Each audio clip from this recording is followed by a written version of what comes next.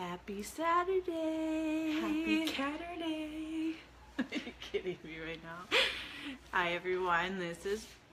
No, actually I can't really say hi everyone because there's nobody on yet. So, Hi every future one! As you can see, I have a special guest today. Annabelle. And we have one person, but it's not telling me who. Oh, hi Ryan! Oh, there's 4 people. Wow. I feel special. Okay, so anyways, we'll get started. My name is Beth with Unearth Your Glow. And tonight in When Death Rocks Your World series, we're talking about how death affects your children. And we have special guest, Annabelle, making duck faces. Should be an interesting one. We all want to stay forever. I don't think so. And if anybody cries, if we cry, if she cries, if we make you cry, we're just going to apologize right now. So just to begin, it is actually, I don't know if we're going to get anything accomplished tonight. But anyways, so a shocking 1 out of 9 Americans have lost a parent before the age of 20. And research is showing that people,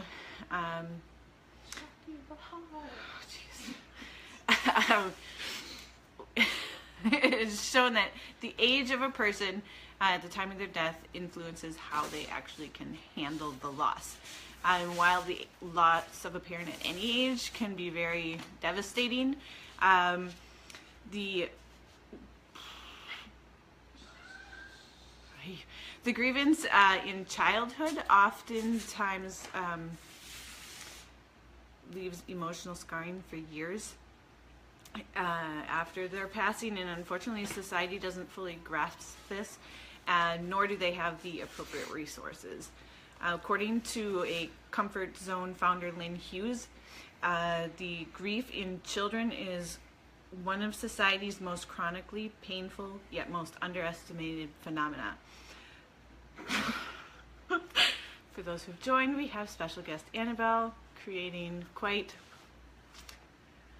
the show and distraction. Just annoying.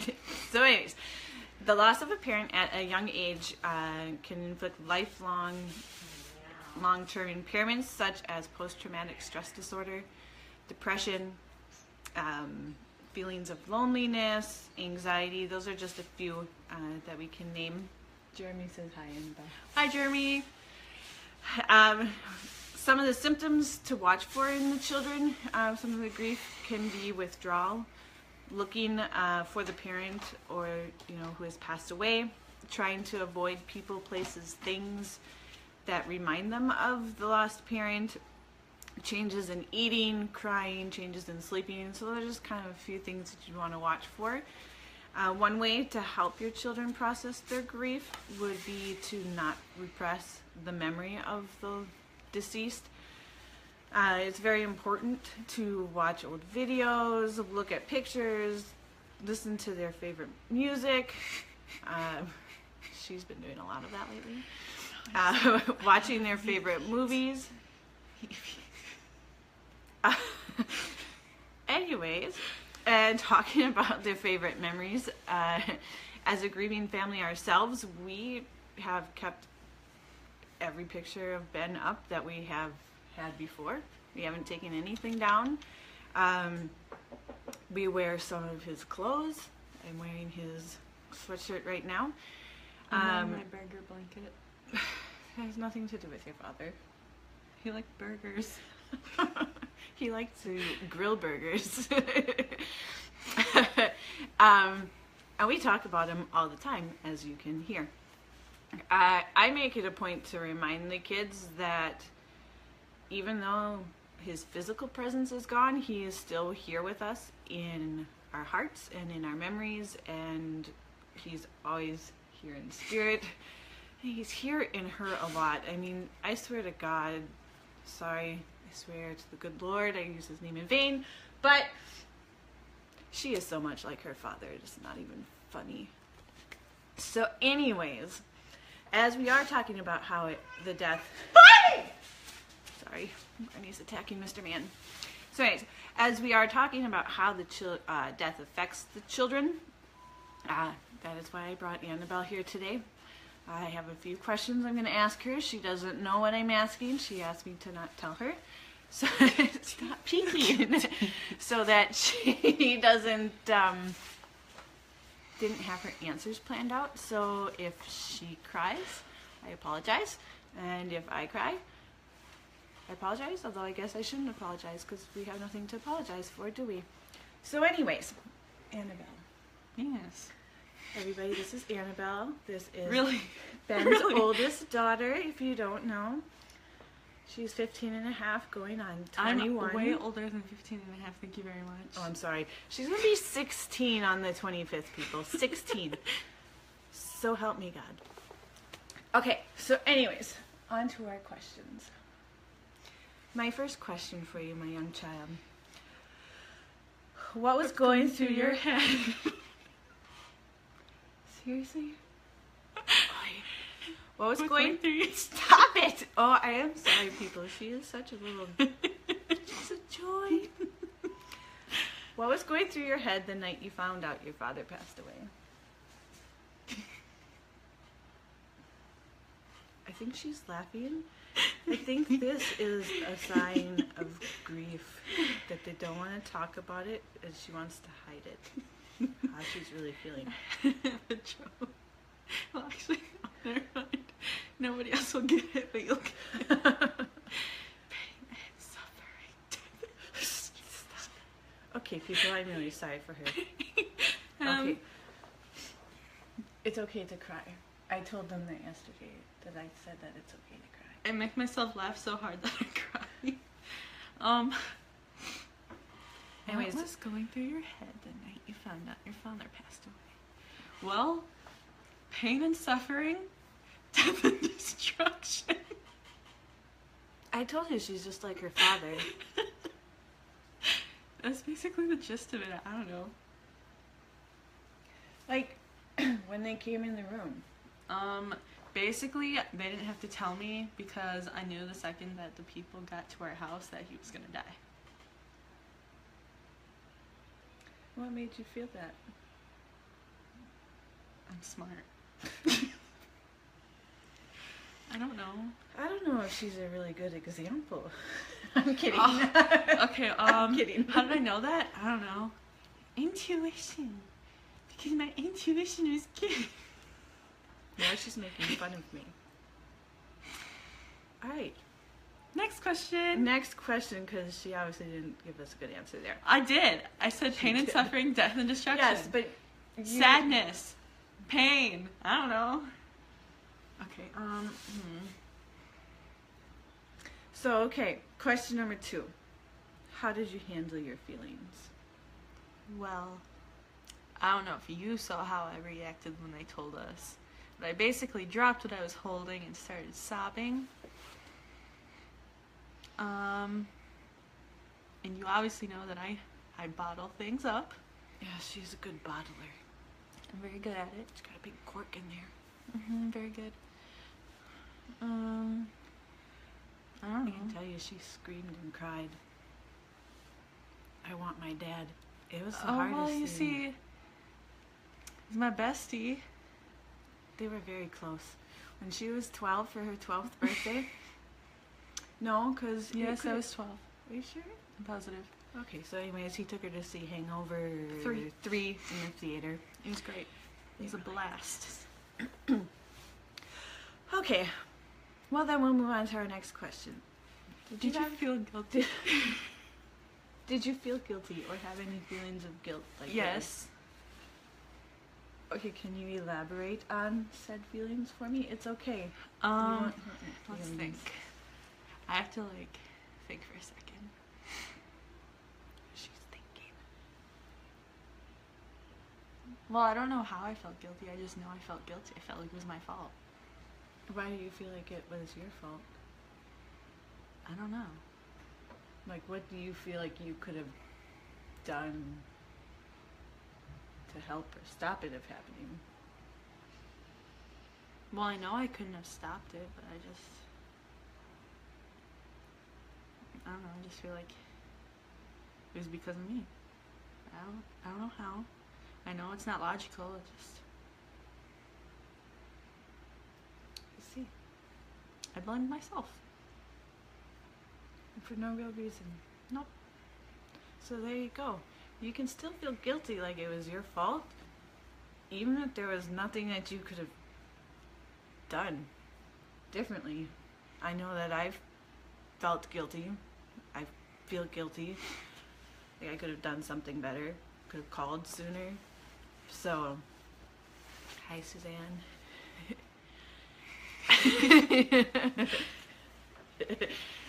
Suzanne says she remembers, well, I'm sure you guys can read it, but she says she remembers him talking to Annabelle. Suzanne is my work mother-in-law, in case any of you don't know. My work grandma. Her work grandma. We saw her today. It was nice. So my next question for Annabelle. It's been 3 years now since she's passed away. How are you feeling now? How are you feeling now? Well, I mean, I'm obviously not as bad as I was like the first couple months, but still trucking along with my bottling up. We need to learn to uncork you. No thanks. We need to learn to uncork her, people. No thanks. Okay, so you are still bottling up. Mm-hmm. And you say you're obviously better, but not as. What kind of feelings are you still having?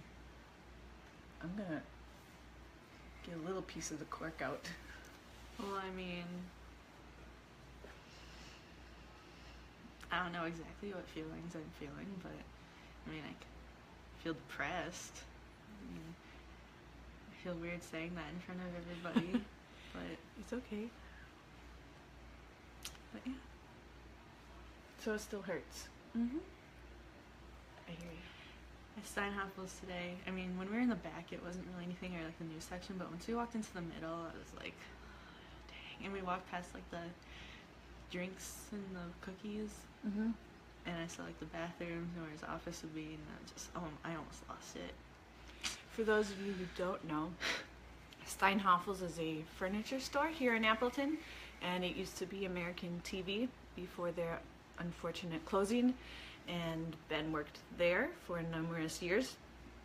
So when we went in there today, it's always kind of hard going in there, even though it's It's not even the same store. different. It's not the same store. They've done a lot to it, but But you know. yeah, you know.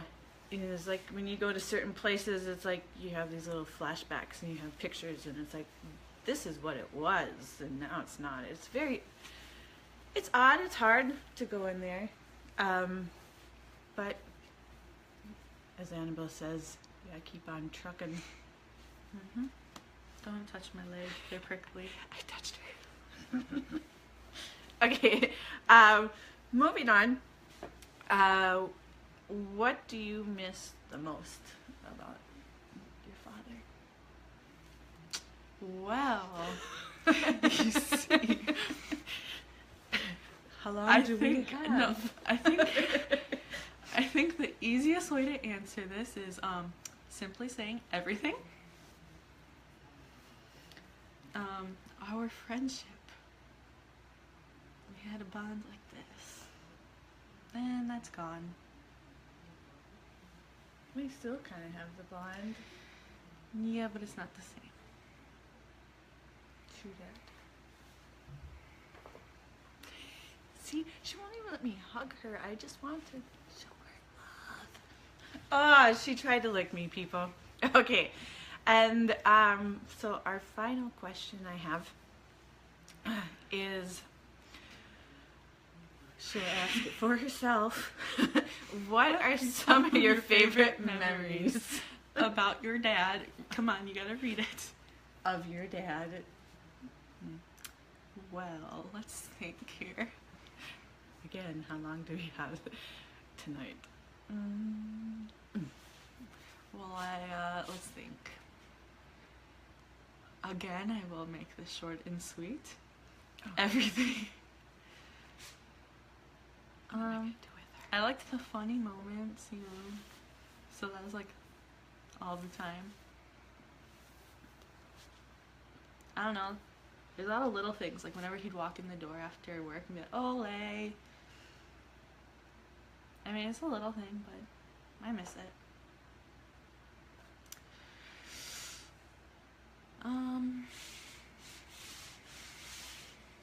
I don't know. There's not like really specific things, but it's like whenever I hear like music or something, I think of like moments. Like, you know, the song from what's the movie, The Shining, like the Midnight Stars. Oh. Whenever yeah. that one comes on, I remember when he was getting ready for work and I was in there and it was on and we started dancing and Midnight, then the I stars get and you. sad when that comes on. Yeah, I turn that one off sometimes. I don't. I keep it on. It depends on my mood. Like I said, listening to their favorite music, sometimes it's bittersweet because it stirs up emotions. Some it's easier to listen to, some it's harder to listen to, some you just have to turn it off because it's just downright difficult. Like Dust in the Wind. Oh jeez, that came on in the car in Florida. Yes, when we were in Florida, Judy, I don't know if you heard it and noticed, but when we were going to Clearwater, we were all in the car, all of us. But I guess that was his way of letting us know he was with us. But we're all driving, and all of a sudden, Dust in the Wind comes on. Let me tell you, that song comes on, and you can't hold back the tears. I just remember when he saw that in Old School, when Blue dies. You're my boy, Blue. You're my boy, Blue. And they played Dust in the Wind, and he's always said that he had wanted that at his funeral. So my dad helped us make that happen for him. Grandma said she heard it. We all heard it.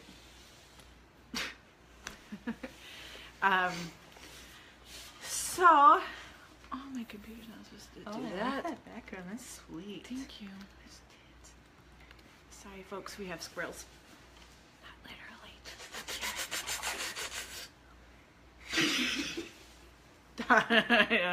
I don't want to know. That makes me think of The Office. well, The Office. That's but what I was doing. it's not from The Office per se. It's from Silence of the Lambs. Hello, Clarice. I was petrified. Okay, so anyways, those were all the questions I had for you, unless there was anything else that you could think of. And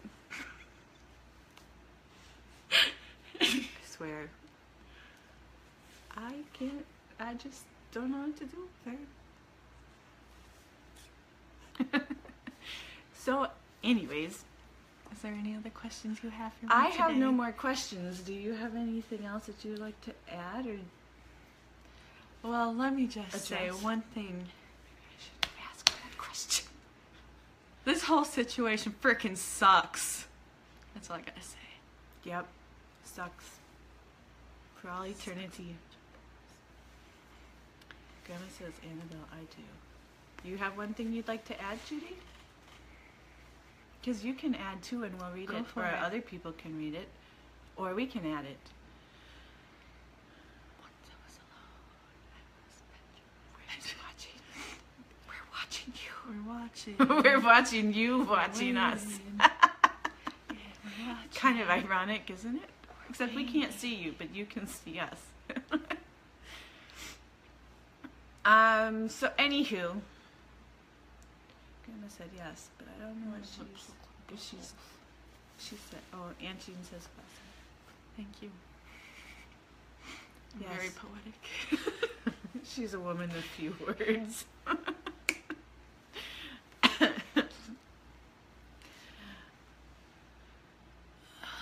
Grandma wants to know, she has a question for you. Is there anything I or anyone else can do to help you? I don't think so.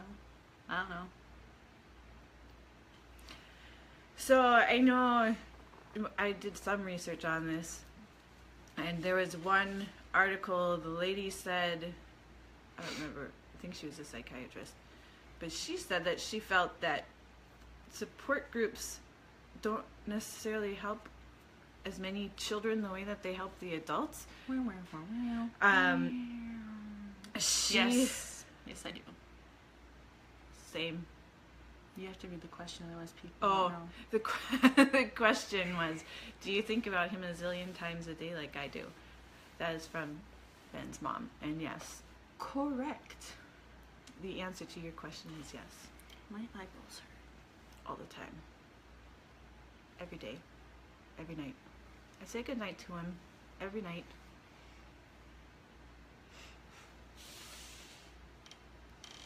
What are you doing? Why didn't I? She's a hot mess. Well, anyway, so they were saying that support groups don't always work as well for kids as they do for parents, and that being with peers and just I kind need to of borrow this quick. in your normal lives and with adults and talking about everybody, that about talking about them with people, obviously like keeping the memory and stuff, that helps them. Whoa. What about Hayden? He's upstairs. Hayden's a quiet man. Hayden's a man of few words. He is a man of fewer words than Annabelle. Hayden, come here. We're bringing the youngest. We'll see what he says. Hurry up! He doesn't talk very much. Although he did tell my mother. No, we're upstairs. He doesn't remember a whole lot. Does Belle and Hayden talk to others about? No. Come hither. I mean, like memories and stuff, but like about grief kind of things. Not that I know. Hither. Of. Come hither. Hi. Welcome to the Say hi live to video. people. That's Hayden, and he doesn't want to talk. A man of few words. So, Grandma wants to know how you feel about Daddy passing away. He's just looking at us like he can't think of anything. He says, "Nothing, Nasty. huh?" He was sad. He was sad the other day. Love you too, Auntie Cassie. Love you. And no, I'm not crying. It's just really cold in the basement. It's like You freezing should have down felt here. my room. I have both my windows. Well, actually, I closed one of them, but I have both my windows He's pretty quiet about everything.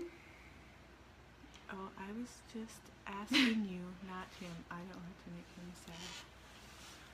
Oh, he needs to know that it's okay to have those feelings, though, because he can't bottle them up either. open. I just remembered something. Can't keep the cork in like Annabelle. I'm good at this. She's good at keeping the cork in. Give her a knuckle sandwich. You got it, dude. You got it, dude. I like Full House. Ouch. Maybe if your arm wasn't in my way. So, I suppose we've run this quite long. So we'll close off with saying peace out. Tomorrow, nope, I'm off tomorrow, guys. Tomorrow, unless y'all want to see me, it's my day off. I got told I get to be with my familia. Ew. She doesn't want to be with me though. But I'll be back on Monday. And I believe I'll be talking about financial situations. Finances when you lose your spouse. Okay. So Okay, it was funny at first, but I just took it too far. She's so mean. Anyways, I'm good at that. so this is Beth with Unearth Your Glow, and Is we it will Annabelle see you from our house? on Monday. Peace. Peace out, homies. If I can finish this thing.